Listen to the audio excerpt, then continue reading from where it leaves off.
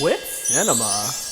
Welcome back to War with Cinema. I'm your host, Greg, your local metalhead, and with me is... Part of the collector. How you doing, everybody? We're talking about Real Genius. Real Genius. Yeah. I didn't take any notes, because fuck me, I guess. Yeah, this I movie didn't really need any taken. Let me pull it up real quick. So, tell people about the movie. Because this is my pick, so what'd you think? I forgot the name of the director. It's a woman. I think it's Catherine or Kayla or something like that. And it cost $8 million to make, and it made $13 million. I'm gonna give you a slow clap because this is one of the only movies you've ever given me that made its budget back and had any kind of profit. But there's always a but. And this movie, I don't know, man. I guess it's one of those movies. If you watch it as a kid, you know, it could be. I could see it being like your War Games or your Ferris Bueller's Day Off, maybe. And it's about a 15-year-old kid. He's like a super genius. It starts off at a science fair, or no, it starts off in space. And they shoot this laser down and take this like Colombian drug lord out while he's still having his morning coffee. But it's a commercial. But it's like a simulation or whatever for the Air Force or NASA or whoever. And you find out that they're using college kids to make this damn weapon, this laser weapon. Mm-hmm. Anyways, then it cuts to the science fair, and this kid's 15, and he, of course, is working on lasers. And that's what the head of the science department at this college, who's played by the guy from... he's been in a shit ton of movies. Yeah. Lethal Weapon. I think he was in now. Anyways, Well, no, Die Hard. That's what I'm thinking of. Yeah. He was the TV guy on Die Hard. Yeah, the one that gets knocked out at the end. But anyways, he's the professor, and he recruits this 15-year-old kid. His parents are like idiots pretty much, and he's like a genius. So you're one of the 10 greatest young minds I've ever seen, and I want you to come work with this other super genius at the Pacific Tech made-up school. And it's like an MIT, I would imagine. Like, you know, but you get there, and of course Val Kilmer is like head dick in charge. Mm-hmm. You know, he was the prodigy, Yeah. the young kid that just knew her and everybody. Well, he's burnt out by this point. He's tired of being there. He's tired of working on the shit. Now he's just cutting loose, having a good time, playing little shenanigans and hijinks on anybody and everybody. Well, I didn't take it as him being burnt out. I took it more as he was taking life too seriously. Like, life's too short to be wasting your life. That's why I say burnout. Like, he went so hard thinking that he had to be what they wanted him to be that he just quit giving a shit. Yeah. And by the time he meets this kid I'm guessing he sees a lot of himself in, he's like trying to show this kid a good time, and like it's not always about the science, it's not always about the numbers. Yeah, there's more to life than numbers. And you know, of course, the kid, like, he's taking it very seriously because he knows what he's got riding on it for himself and his family. And like I said, I don't know who the other kid is, the one that the movie's actually about. No, you can't tell because of the cover. Yeah, they only feature... Val Kilmer was, like, only in this movie, but there are actually other people. But I don't know. I feel like I've seen that kid in other things as he got older, but... Gabriel Jarrett is his name. Gabriel Jarrett, yeah. And the director's name is Martha Coolidge. Oh, I was completely wrong, but I knew it was a chick, though. Yeah, it was. Coolidge, all right, I got the last name. What did I say, Caitlin or something? Writer is Neil Israel. Neil Israel. But yeah, anyway, so the whole movie is about them two supposed to be working on this laser for the government. They don't know they're working on it for the government. Mm-hmm. And well, they're working on it for his teacher, and the teacher is teacher's getting commissioned paid by the government. Yeah, exactly. He's getting all this money, and these kids are doing it for an education. It's kind of what college is about now, but that's an argument for another day. But yeah, he some point in the movie they like quit because pretty much it's just Val Kilmer not taking it seriously. Like, the kid's taking it all the way serious, and Val Kilmer's just like over it at this point. I'm graduating. I don't give a shit anymore. Giving these people enough of my mind. Like, I'm not doing it anymore for them. Mm-hmm. And it gets down to the point where the government's like, if we don't have this done by then, we're cutting all your funding. Somebody's going to prison, yada, yada, yada. And then, of course, the kids finally figure out how to get it right. And then that's when they find out that they're being pawns for the school and for the government. And then they throw in some more hijinks and shit, and then they try to screw it up for him, which they obviously end up doing. Spoilers. Mhm. They save the day. Like I said, it's not a bad movie. It's like for like if you were a teen in '85, you probably love this movie. If you were a 12-year-old, a 10-year-old in '85, you probably love this movie. But me as a grown man watching this movie in 2019, I was just like, it's whatever. It wasn't bad. Like, I'd love to shit on it just because I enjoy shitting on your movies so much. It wasn't like it was a bad movie. It had some funny parts, little things here and there I thought was funny. But just nothing to write home about, in my opinion. It was just kind of... I didn't fall asleep during it, which is a plus, you know. I fell asleep like 5 times during Pi. It took me like 3 weeks to watch this fucking movie.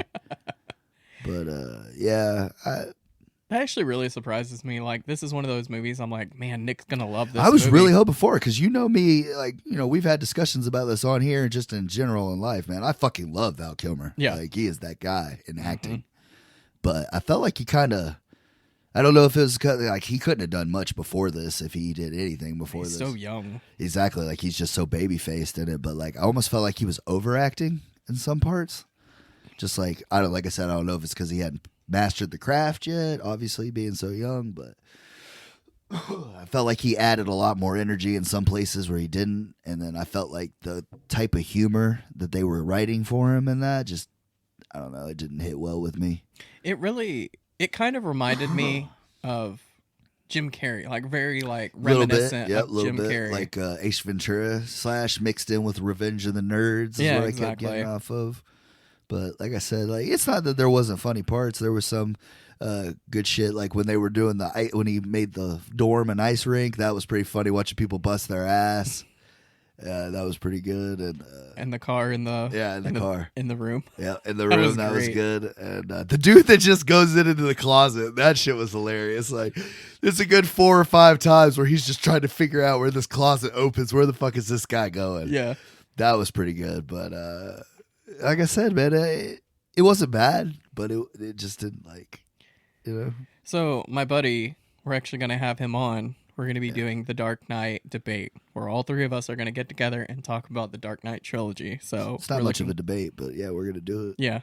I think there's going to be some debating going on. There's gonna be some debating, but it's gonna be senseless debating. Like I know I'm right. Oh, really? But my friend Mick, he's the one that actually gave me this movie. Right. He's like, hey, you got to watch Real Genius. It's a really good movie. I was like 22, 23 at the time when I watched it. And I fell in love with this movie. I don't know. I just really, really, really enjoyed it.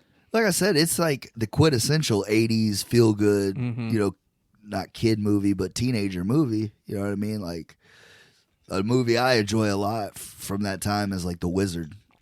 And like, cause I collect video games, I play video games. So like, that movie for me does it. Like I love The Wizard. I've been trying to find that shit on DVD for years because I'm not a huge Fred Savage fan or anything. I just love that movie. Like, It's a great movie. I think it's a good movie. But at the same time, I saw it when I was a kid, so it makes it like it does that nostalgia for me. Like it makes it that great. And like I said, if I watched this movie when I was younger, it probably would have held more, you know, to me. Yeah. But like I said, now like I don't know. Like I said, it was not bad. I just didn't like it enough that I'd be like, oh, I would buy that if I saw it. Really? Right. I have to admit, I loved it the first time I watched it, and I bought it on DVD.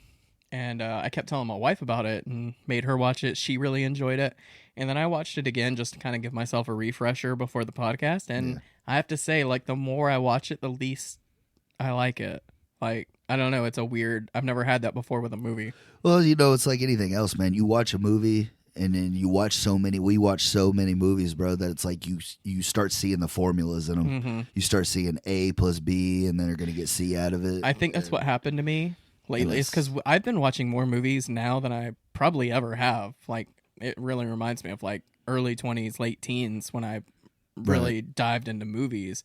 And I'm redoing that again for the podcast because I just enjoy movies. Right. And I think that's the problem I suffer with this movie is I notice the formula a lot more now than I did before. So it's kind of like... And that's what I said. And like the times you watched it and didn't feel that, I feel like is because, you know, you love that movie from the first time. Not you thought you just watched it. Because like, you know, me, I'm being...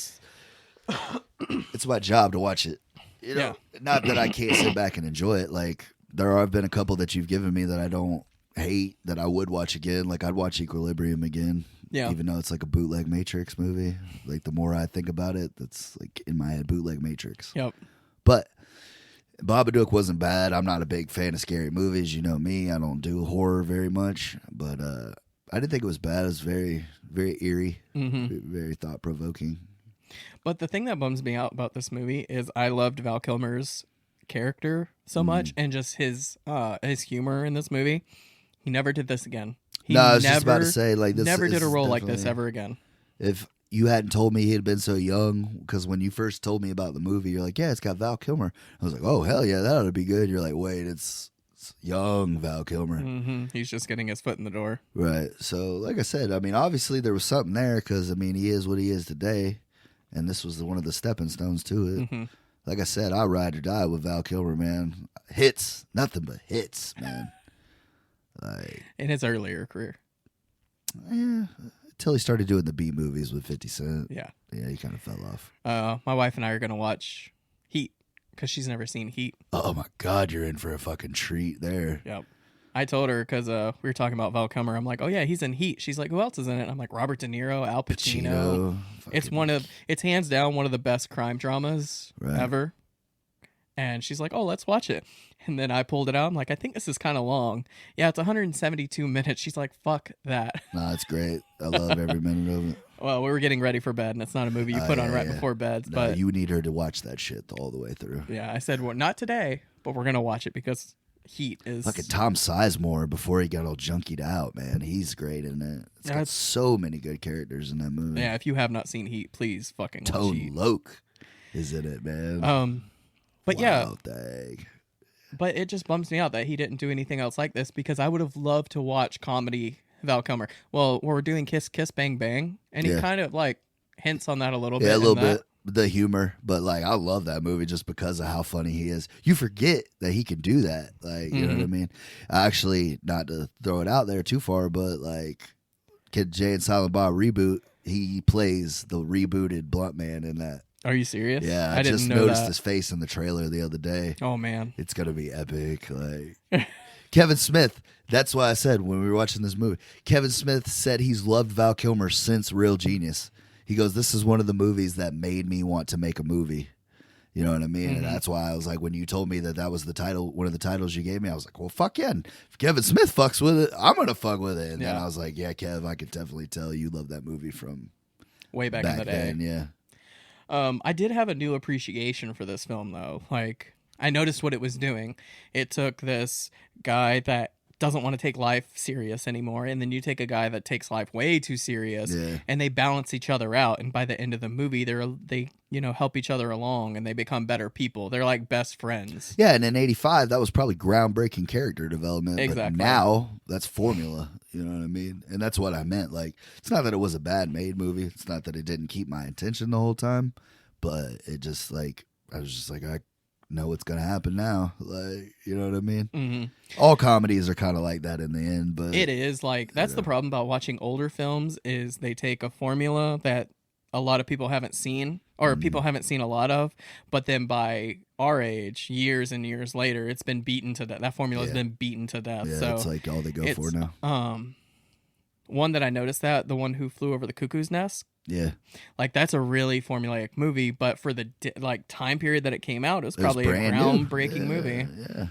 Well, But, fuck, I think he won an Academy Award for that. Nicholson did. Yep, he did. So I think that's what this suffers from. But the jokes in here are so funny though. Like one stuck out to me more than all of them this time around, and I don't know why. Yeah.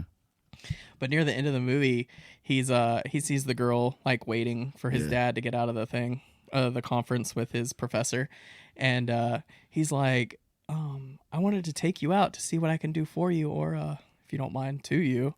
She's like, well, can you nail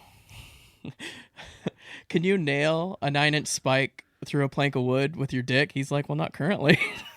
That was She's pretty like, funny. well, a girl's got to have standards. Like, I was like, oh my God, that was so funny. Yeah, like, that it's was just, good. It's just a lot of like She little. was sexy too. She was fine. Yeah. But there was a lot of like little jokes in there that were just so funny to me. Like when he's wearing the Martian headband, and he's like, "Why are you wearing that on your head?" And he's like, "Because it would chafe anywhere else." It's just There was a couple, like I said, there was a couple, but like I just like I don't know, man. Like that brand of humor for him didn't.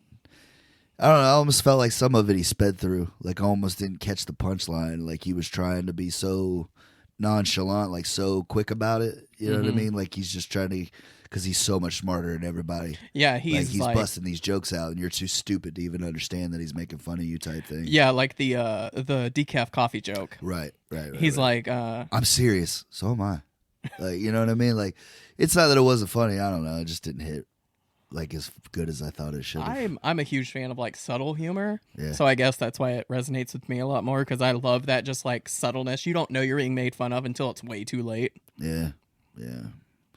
But yeah, like I said, man, it's just kind of a Yeah, movie. Yeah, I mean, like I said, I didn't hate it, but I didn't love it either. Yeah. Like, I love this movie.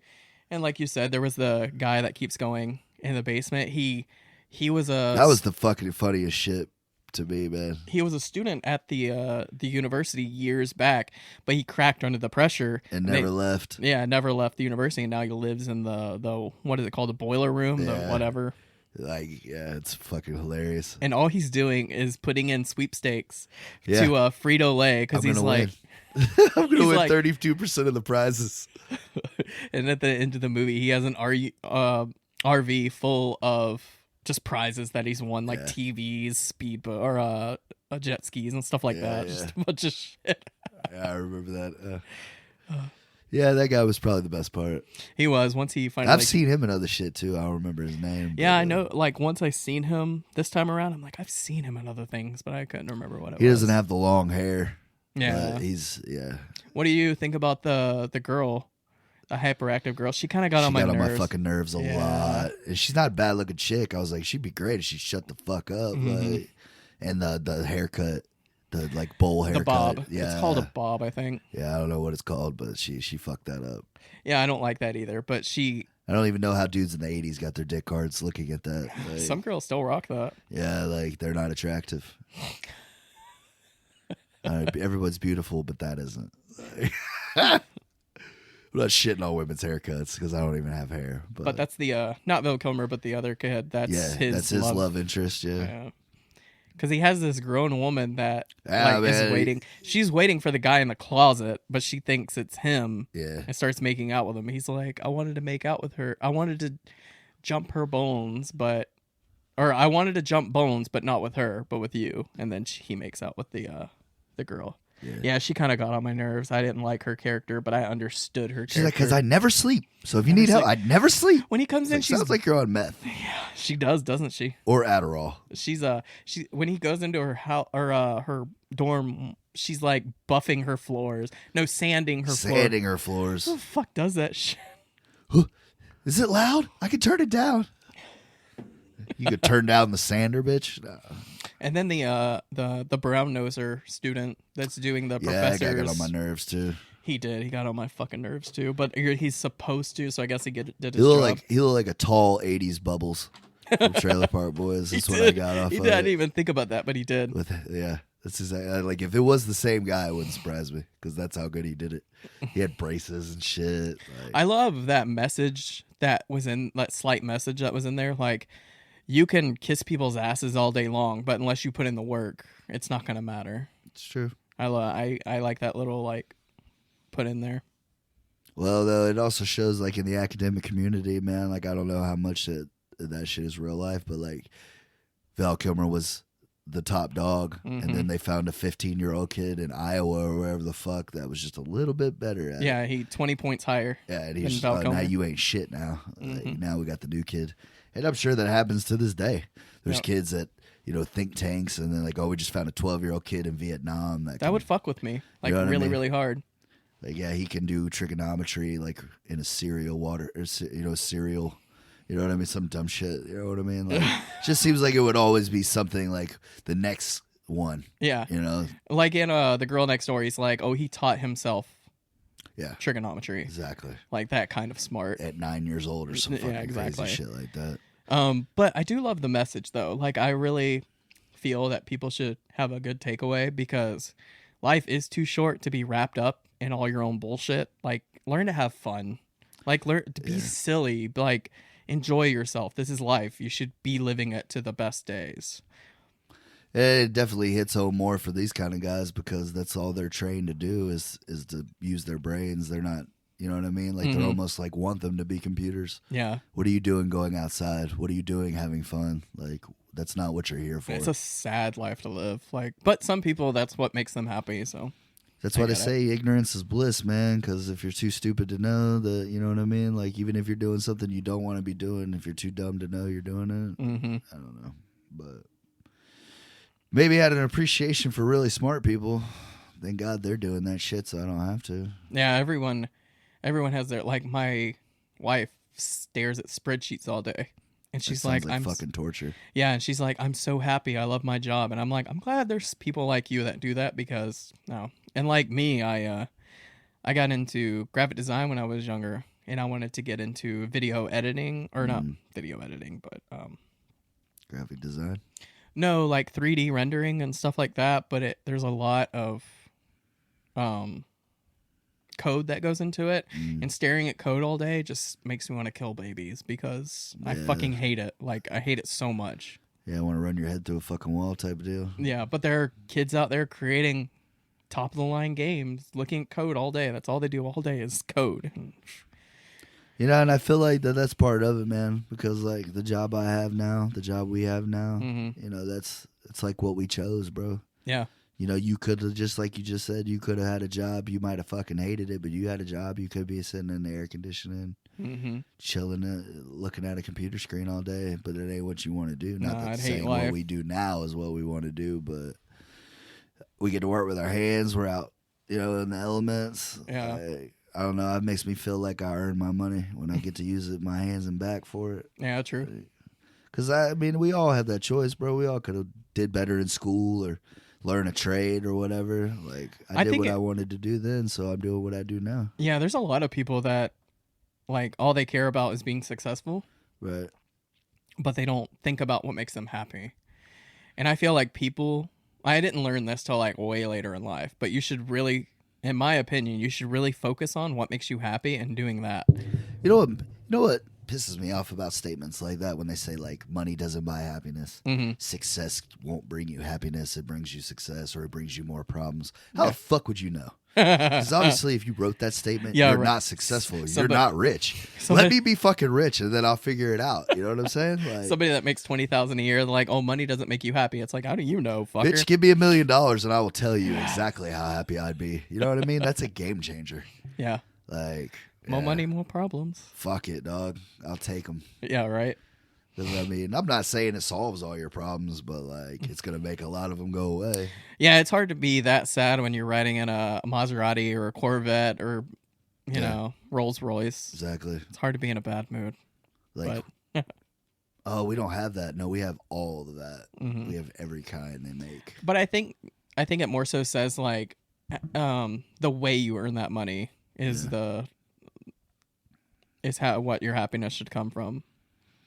Like, doing this podcast, like, we kind of do it for shits and giggles. But it's fun. Like, yeah, for sure. But I'm just saying, like, this is what makes us happy. This is something we enjoy doing, but we didn't quit our fucking jobs to do it. True. You know what I mean? And, like, yeah, you should do what makes you happy. Well, doing what makes you happy doesn't always pay your fucking bills. And yeah, like, that's true. That's another beef I have with that. Like, yeah, bro, we all have dreams. Everybody wants to be somebody different, somebody better. But your priorities should matter before. You know what I mean? Like, that's just one of those things, man. Like, they don't teach you in movies. They don't teach you growing up. Like, dream big, kids. Be whatever you want. But eventually, it's time to chill the fuck out and go to work. Like, yeah, but there are couch surfers, like people that jump couch to couch just to live out their dream. But some people that doesn't matter to them. And while the believers and the dreamers and the people out there, they're saying, good for you, man. You're doing what you want to do. Like, you're not giving up on that. And then the people whose couch it is like, oh, this fucking bum needs to get a job. grow the fuck up, Jimmy, or whatever. You know what I mean? So, like I said, there's a flip of the coin to everything. Yeah. But this movie definitely touches in on that. Like, if you went the smart route, it's definitely the route you want to be. Yeah, definitely. But so what would you rate this? Like, where does it fall on your scale? I'm gonna give it a 6.5 out of 10. It's fair.